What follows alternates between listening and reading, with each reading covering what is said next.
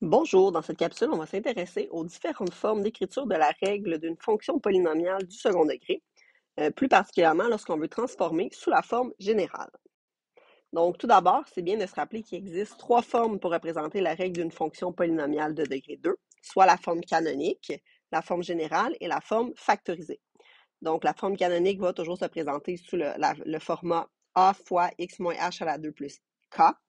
La forme générale ax carré plus bx plus c et la forme factorisée a fois x moins x1 fois x moins x2. Donc aujourd'hui, ce qui va nous intéresser, c'est d'être capable de passer de la forme canonique à la forme générale et de la forme factorisée à la forme générale. Donc transformer sous la forme générale. Donc pour passer à la forme générale, il va suffire d'effectuer les opérations. Donc, si on veut écrire f de x égale 2 fois x moins 2 fois x moins 5 sous la forme générale, c'est toujours une bonne idée de savoir là, par quoi on part. Ici, on a notre forme factorisée. La forme factorisée, si on se souvient bien, elle va nous donner trois informations. Le paramètre a qui est 2 qui parle de l'ouverture. Ensuite, on va avoir les deux x qui sont les zéros. Donc, ici, on aurait 2 et 5. Donc, si je veux passer de la forme factorisée à la forme générale, dans un premier temps, ce que je vais faire, je vais faire ma double distributivité. Je trouve que c'est ça qui est le plus facile. Donc, mon 2 va rester là. Je vais faire x fois x, donc x à la 2, moins 5x, moins 2x, plus 10. Je peux regrouper mes deux termes semblables. Donc, 2 fois x2 moins 7x plus 10. Et je peux par la suite faire la distributivité. Donc, 2x2 moins 14x plus 20. Donc, ce que je constate, c'est que j'ai maintenant la forme générale.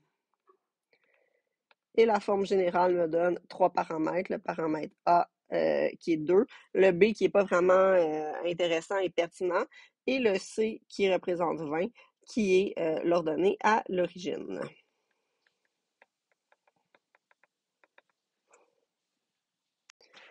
L'autre option, c'est de débuter avec la forme canonique et de vouloir se rendre en forme générale. Donc, de la même façon, ici, on a présentement la forme canonique.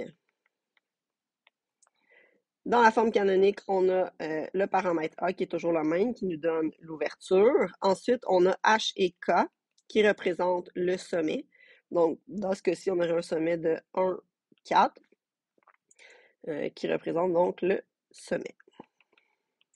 Donc, à partir de là, je veux effectuer l'opération. Donc, j'ai x moins 1 à la 2. Donc, j'ai moins 3 fois x moins 1 à la 2. On se souviendra que c'est x moins 1 fois x moins 1.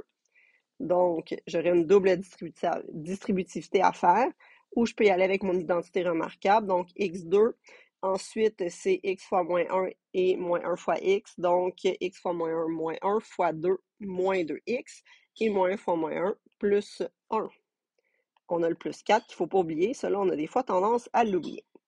Ensuite, je vais aller faire ma distributivité. J'obtiendrai donc moins 3x2 plus 6x moins 3 plus 4.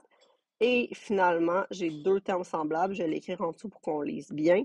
Moins 3x2 plus 6x plus 1.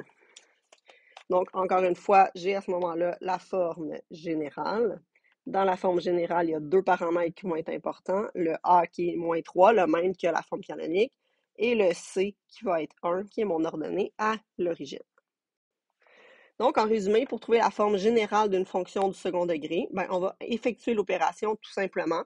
Et vous avez deux exemples qui sont représentés pour vous permettre de bien comprendre. Merci.